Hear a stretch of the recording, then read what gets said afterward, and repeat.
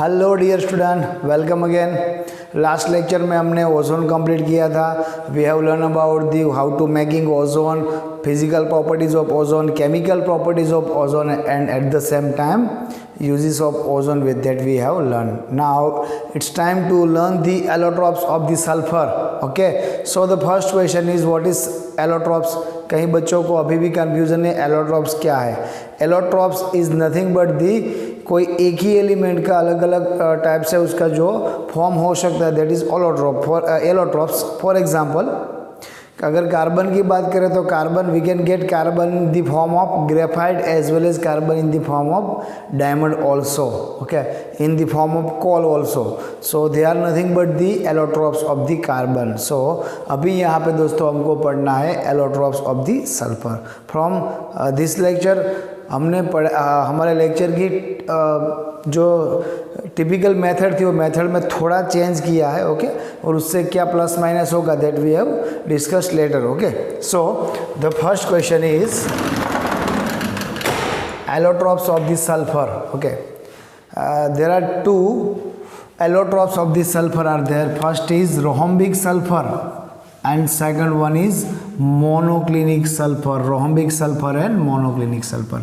This rhombic sulfur is also known as a yellow rhombic sulfur because rhombic sulfur is in yellow in colored. Okay, अभी ये दोनों allotropes हो गए, रोहम्बिक and monoclinic. अभी इन दोनों की पर्टिकुलर प्रॉपर्टीज पहले थोड़ी देख लेते हैं. रोहम्बिक येलो सल्फर को और येलो सल्फर को हम दूसरे कौन से नाम से जानते हैं, that is nothing but the alpha sulphur. At the same time monoclinic sulphur is known as a beta sulphur. Alpha sulfur is with melting point 385.8 Kelvin and specific gravity 2.06. At the same time, beta sulfur melting point 393 Kelvin and specific gravity 1.98. Okay, अगर हम NCERT sequence के according बात कर रहे हैं तो आपको ये वैल्यू याद रखनी है. ओके, पास्ट में ऐसे कोई ज़्यादातर ऐसे क्वेश्चन नहीं आए जिसमें यहाँ से मेल्टिंग पॉइंट या स्पेसिफिक ग्रेविटी के क्वेश्चन आए हो, लेकिन हमको ज़रा ज़्यादा प्रिपेयर रहना पड़ेगा, अभी आगे आ भी सकती है. सो then solubility of the rhombic and monoclinic sulfur. So yellow sulfur or rhombic sulfur or alpha sulfur is insoluble in water. water में soluble ही नहीं है. At the same time monoclinic sulfur is also insoluble in water but dissolve to some extent in a benzene, alcohol and ether. Okay, जो non polar solvent है like benzene, alcohol और ether, उसमें वो soluble हो सकता है, उसका कुछ सम एक्सटेंट सॉल्यूबल हो सकता है, that is possible. But if you want to soluble, उसको ज़्यादा मात्रा में आप उसका सॉल्यूशन बनाना चाहते हो, then you have to carbon disulphide as a solvent. Okay, yellow rhombic sulfur or alpha sulfur is readily soluble in carbon disulfide CH2. At the same time this is insoluble in carbon disulfide also. तो sir ये कहाँ पे soluble है? तो बाकी के जितने भी नॉन पोलर सॉल्वेंट है लाइक बेंजीन, अल्कोहल, इधर उसमें उसका एकदम लेस क्वांटिटी सॉल्यूबल हो सकती है, बट हमारे लिए वो यहाँ पे ज़रूरी नहीं है. सो हमने वही लिखा जो NCERT की हमारी नीड थी. सो इनसॉल्यूबल इन CH2. ओके, अभी ये दोनों फॉर्म को हम एक दूसरे में मतलब कन्वर्ट कैसे कर सकते हैं. If the temperature is below 369 degrees 369 Kelvin, below 369 Kelvin, then the allotrope of sulfur is must be yellow rhombic sulfur or alpha sulfur. अगर टेम्परेचर 369 केल्विन से कम है तो पूरी पॉसिबिलिटी है that given allotrope is nothing but the alpha sulphur और rhombic sulphur. But if the temperature is more than 369 kelvin then the possibility of monoclinic sulfur. So we can say अगर हम temperature ज़्यादा करते हैं, temperature 369 से ज़्यादा करते हैं, then rhombic sulfur convert into monoclinic sulfur. If we rise the temperature more than 369 Kelvin, then rhombic sulfur convert into monoclinic sulfur. At the same time, reversible process is possible there. If we decrease the temperature then 369 Kelvin, then monoclinic sulfur is converted into yellow sulfur or rhombic sulfur, convert into rhombic sulfur. So अगर कोई पूछे यहाँ पे what is the transition temperature, 369 Kelvin is nothing but the transition temperature, और याद रखना भी easy है. ओके 3 into 2 6, 3 into 3 9, so 369 आपको ये याद कर देना है. 369 केल्विन से अगर ऊपर रहा तो मोनोक्लिनिक, 369 से नीचे रहा तो येलो, रोहम्बिक और अल्फा सल्फर. ठीक है. कहीं बच्चों का ये क्वेश्चन रहता है सर एट दिस 369 केल्विन तब क्या होगा. 369 पे हमको दोनों के कंटेंट थोड़ी थोड़ी मात्रा में मिलेंगे. अगर वहाँ से आप टेम्परेचर राइज करोगे मोनोक्लिनिक में कन्वर्ट होगा, डाउन करोगे तो येलो रोहम्बिक में कन्वर्ट हो जाएगा. अभी now it's turn to learn structure about the structure of that particular allotropes. अभी हमको यहाँ पे गिवन एलोट्रॉप्स के स्ट्रक्चर के बारे में पढ़ना है. कौन सा स्ट्रक्चर हो सकता है. दोनों के दोनों mainly possible in S8 form, मतलब वो पॉलीमोलेक्यूल है. Mainly allotropes of the sulphur is nothing but the polymolecules. S8 form में दोनों के दोनों. Rhombic sulfur is in acid form, at the same time monoclinic sulfur is also in acid form, but the structure of rhombic sulfur is like a crown structure है उसका. ठीक है. the structure of the rhombic sulfur is nothing but the crown shape. उसका structure crown shape. अगर ये crown को, इसका जो क्राउन स्ट्रक्चर है, क्राउन को अगर हम ज़्यादा गर्म करेंगे तो क्राउन कन्वर्ट हो जाएगा crown into chair. So the structure of the monoclinic sulfur is nothing but the chair form. Okay. So दोनों के स्ट्रक्चर सिमिलर है, यहाँ पे दिख रहे हैं. अगर हमारे पास येलो रोहम्बिक सल्फर है, अल्फा सल्फर है, then the structure is nothing but the crown shape रहेगा, और मोनोक्लिनिक सल्फर है वो चेयर फॉर्म में रहेगा. अभी हमको ये याद कैसे रखना है. ज़्यादातर केस में क्राउन कौन पहले सर, जो ज़्यादा एजेड नहीं है, मतलब यंग है, यंग के पास क्राउन रहेगा.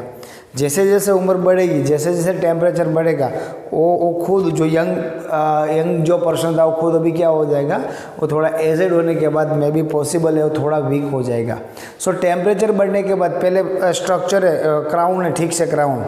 टेम्परेचर बढ़ाते हो तो क्राउन क्या जाएगा, वो क्राउन फिसल जाएगा, फिसल के क्या हो जाएगा, क्राउन कन्वर्ट इनटू चेयर. सो टेम्परेचर ज़्यादा होता है तो चेयर रहेगा, टेम्परेचर कम होगा तो क्राउन रहेगा. तो हमको ये क्वेश्चन पास्ट में ये क्वेश्चन आ चुके हैं, question about the stable form और stable structure of the yellow rhombic sulphur and monoclinic sulphur. तो एक ही मतलब टेम्परेचर आपको याद रखना है और उसके अकॉर्डिंग पूरा काम दोस्तों यहाँ पे हो सकता है. सो this is about the allotropes of the sulphur. अभी ये जो एलोट्रॉप एसिड फॉर्म में, अगर उसको हम एकदम से एकदम उसका टेम्परेचर राइज कर देते about 100 kelvin, then we will get H2 di molecule like O2 की तरह H2 मिलेगा. और एट द सेम टाइम यहाँ पे भी पैरामैग्नेटिक प्रॉपर्टी के साथ O2 की प्रॉपर्टी भी हमको मालूम थी. क्या थी O2 की property, magnetic property. O2 was paramagnetic, ये हमने पढ़ा था, मतलब था नहीं, अभी भी पैरामैग्नेटिक ही है,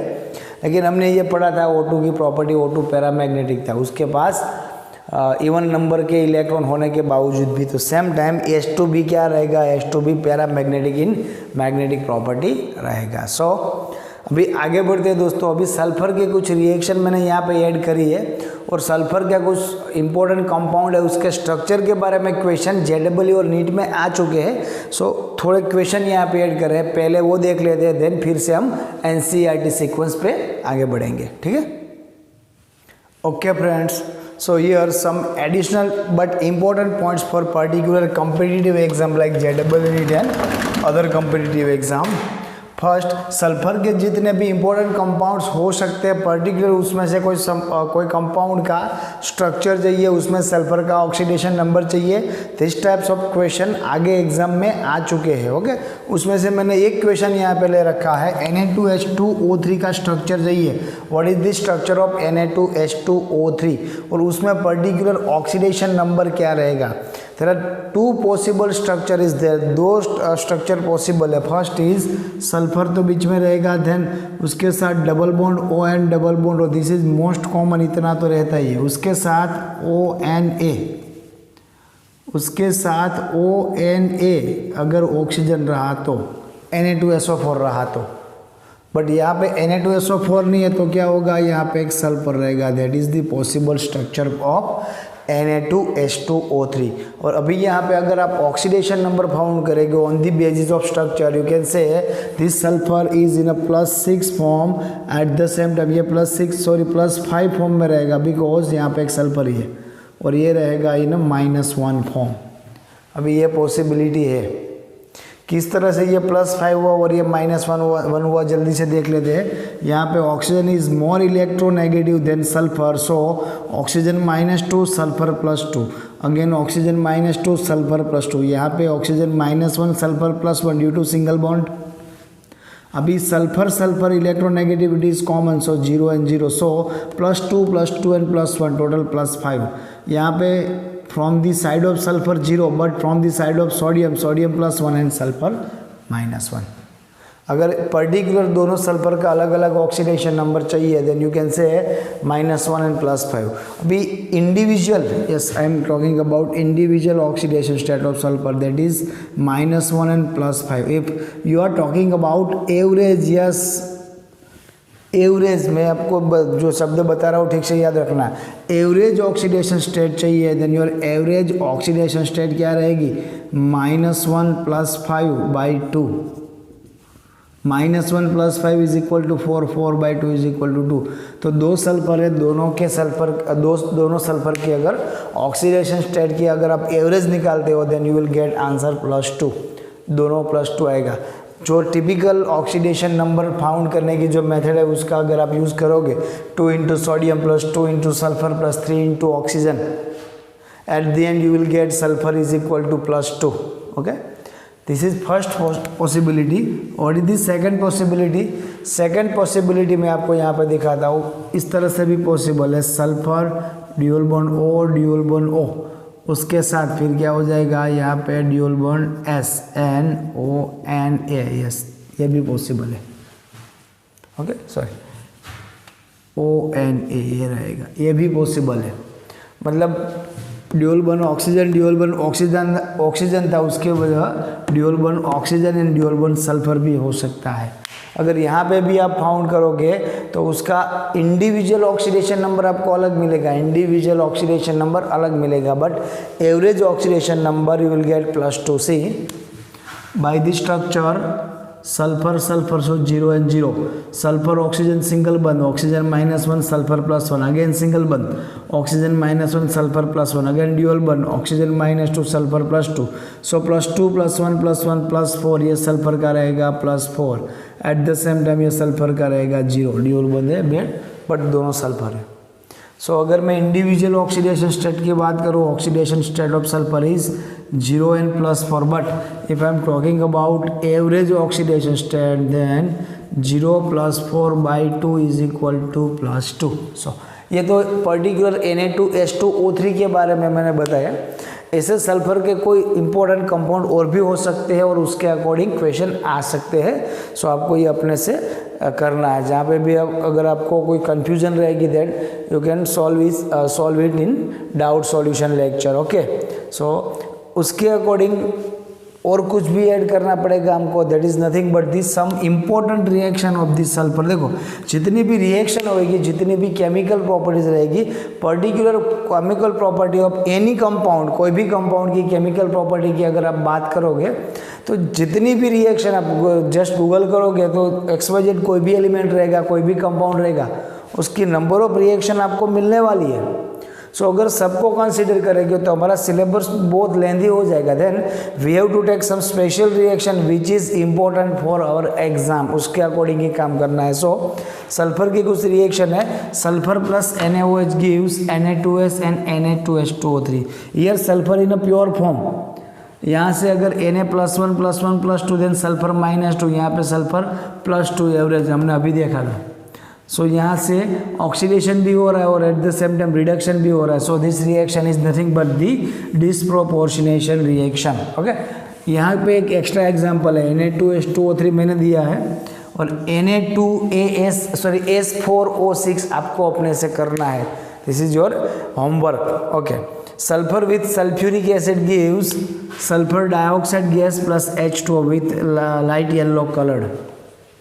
Sulfur with concentration HNO3 gives sulfuric acid, again nitrogen dioxide gas and nitrogen dioxide gas with brown color and H2S.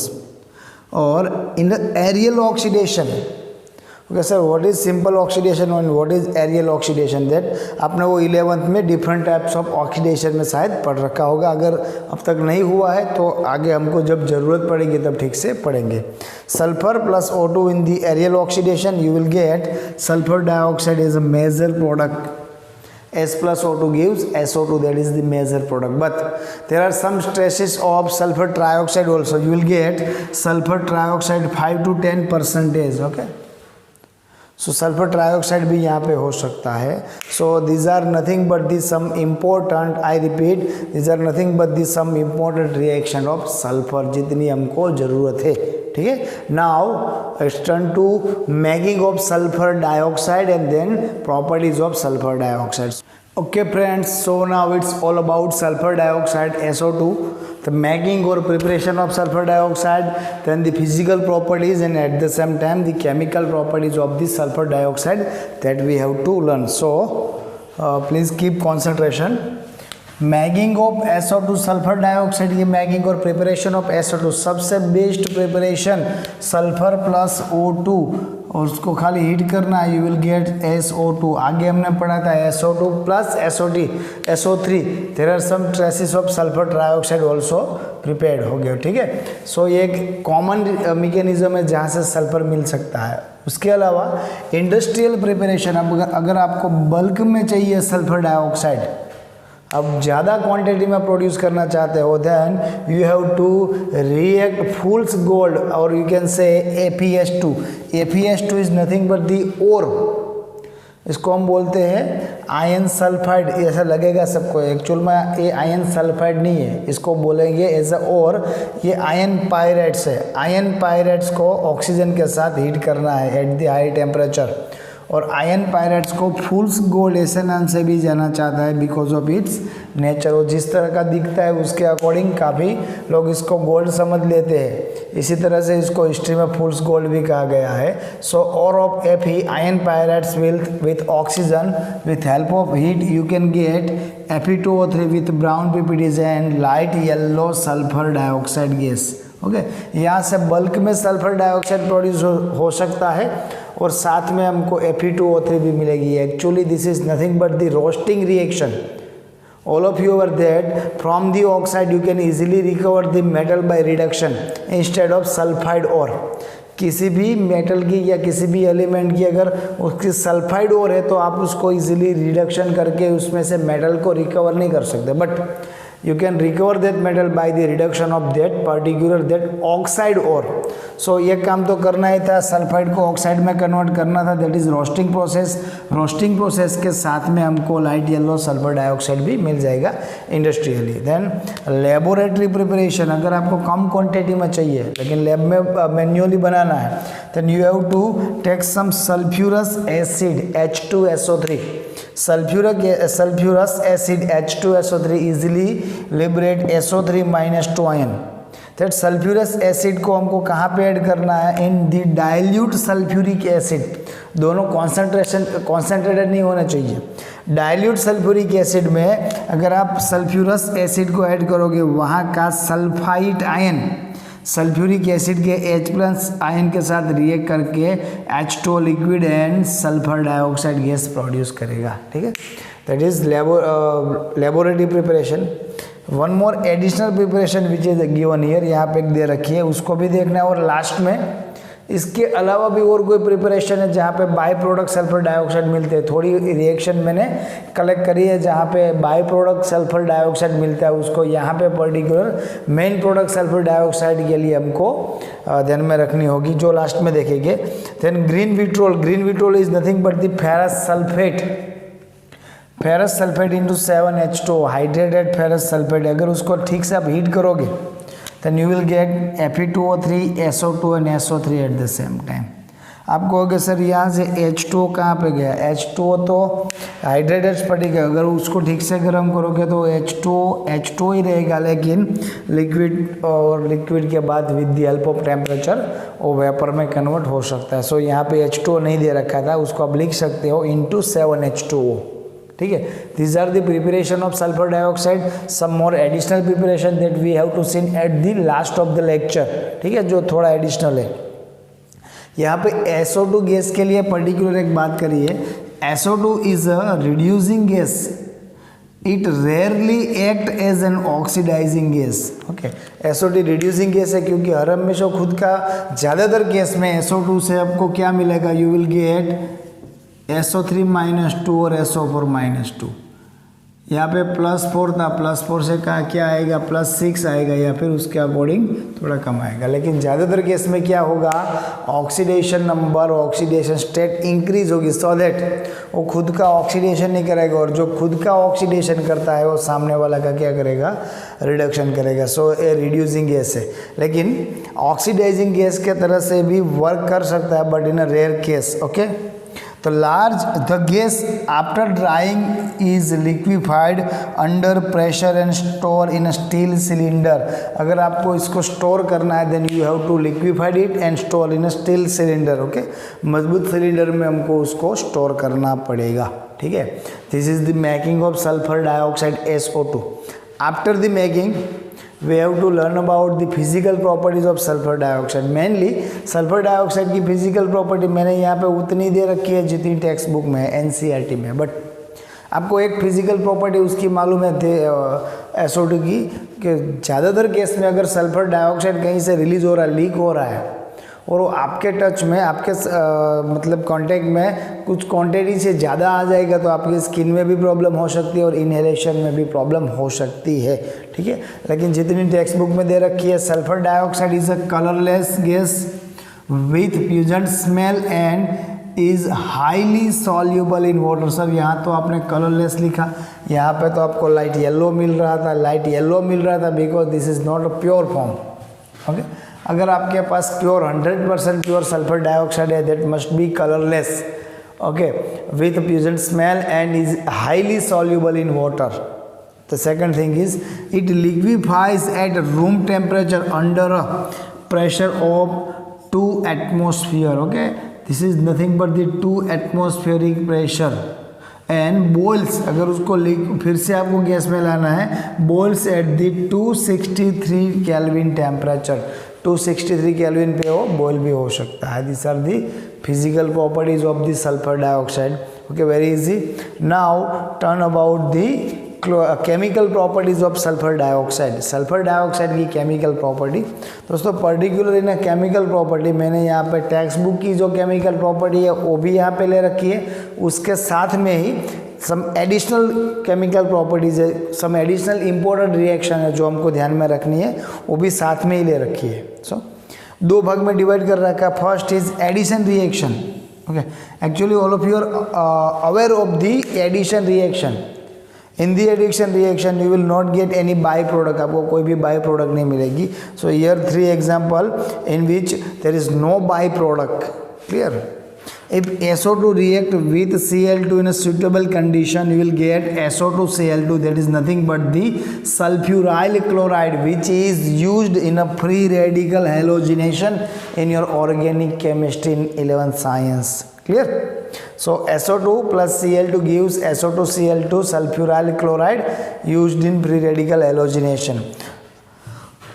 SO2 in presence of V2O5 in presence of vanadium pentoxide catalyst you will get SO3 gas।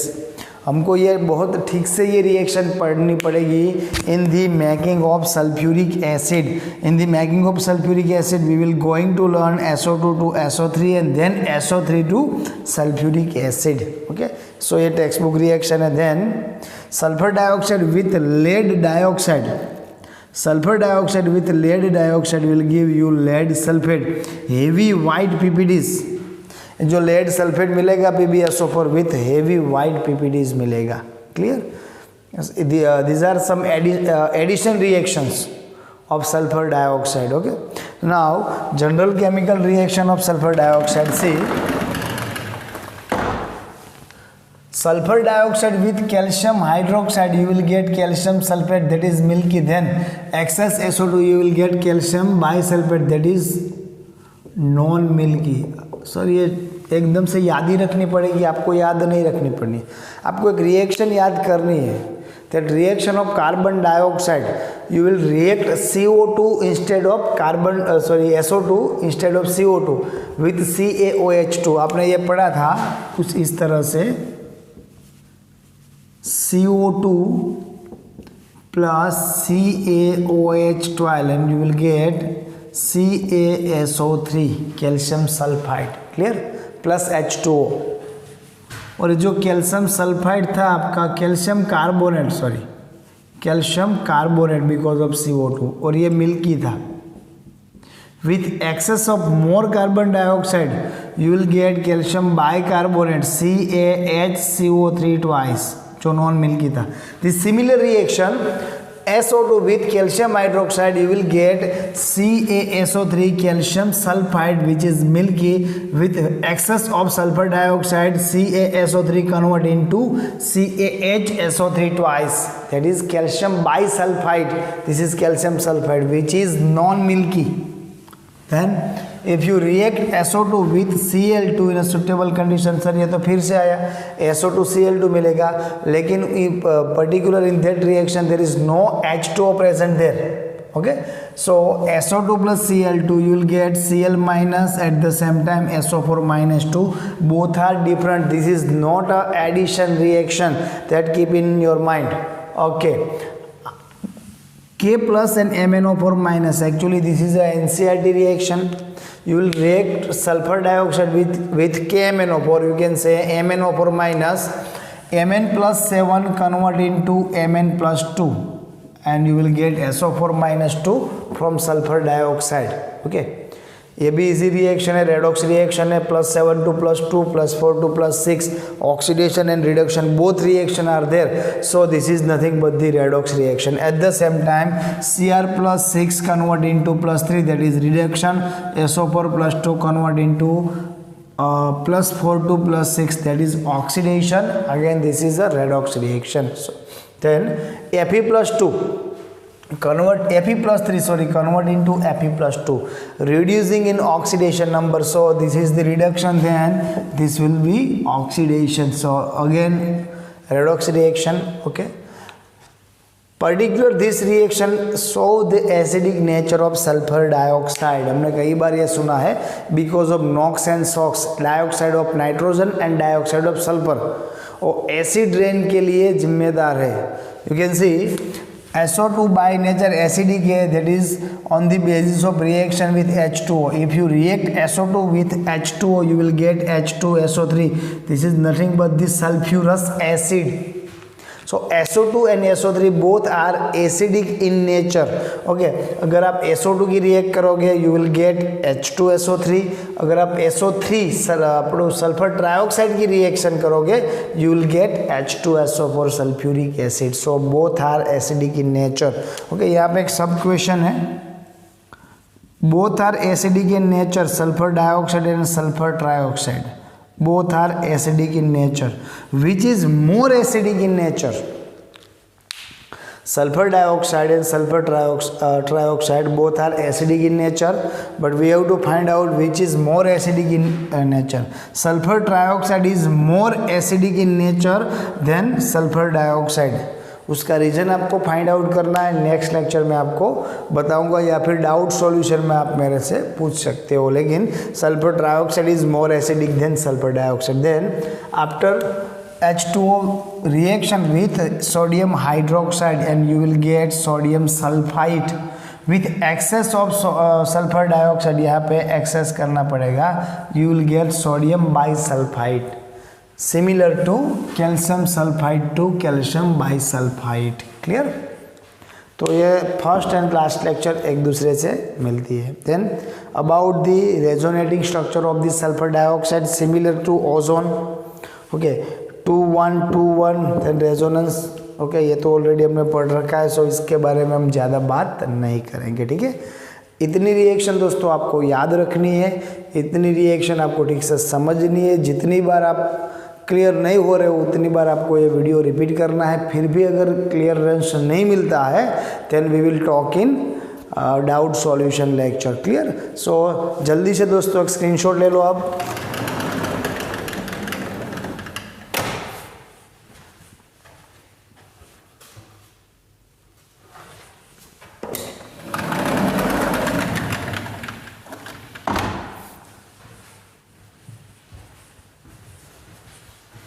So friend, as I told you, here some additional reaction to make sulfur dioxide. Okay, these are not the part of NCERT but important for various competitive exam like JEE and NEET. Okay, so if you react sulfur with sulfuric acid, you will get sulfur dioxide. Clear? Then if you want to make sulfur dioxide as a lab scale, आपको कम quantity में चाहिए, then you can react copper or silver with sulfuric acid. You will get copper sulfate or silver sulfate with sulfur dioxide and SO2 H2O. Clear? So mercury Ag silver और copper की reaction sulphuric acid के साथ करने के साथ भी हम sulphur dioxide बना सकते हैं। Then if you react with hydrochloric acid, reaction of sodium sulphide और sodium bisulphide with hydrochloric acid, you will get NaCl sulphuric acid H2O, again NaCl sulphuric acid and H2O with the help of sodium bisulfide or sodium sulfide with hydrochloric acid. Okay, one more reaction with large scale, अगर आप ज़्यादा quantity में बनाना चाहते हो, you can take help of carbon plus gypsum CaSO4, carbon plus gypsum at higher temperature about 1000 degree centigrade, you will get calcium oxide, carbon dioxide and sulphur dioxide. So इसको दोस्तों याद रखना है, ये इंपॉर्टेंट रिएक्शन है for competitive exams. Clear? Now the last point of the lecture and last point of the sulfur dioxide also, the uses of sulfur dioxide।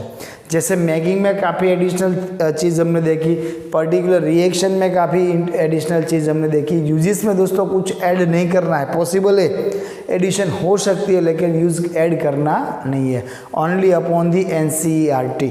First use, sulphur dioxide is used in refinery. Okay, refining petroleum and sulphur, petroleum और sulphur की refining process में sugar की, माफ कीजिए क्या, petroleum and sugar की refining process में use हो सकता है। At the same time to bleach wool and silk, in the reaction of bleaching of wool and silk sulphur dioxide can be used, also used as a antichlor, disinfectant and preservative. Clear?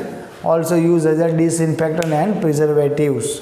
Okay, important compound of sulphur जो हमको industrial level पर as well as school level पे as well as college level पे lab के लिए भी चाहिए, उन सब की प्रिपरेशन या फिर उनमें से काफ़ी इम्पोर्टेंट कंपाउंड की प्रिपरेशन है, सल्फर की इम्पोर्टेंट कंपाउंड की प्रिपरेशन सल्फर डाइऑक्साइड से हो सकती है, जो आज ऑलरेडी हमने सल्फर डाइऑक्साइड की केमिकल रिएक्शन में देखा भी था।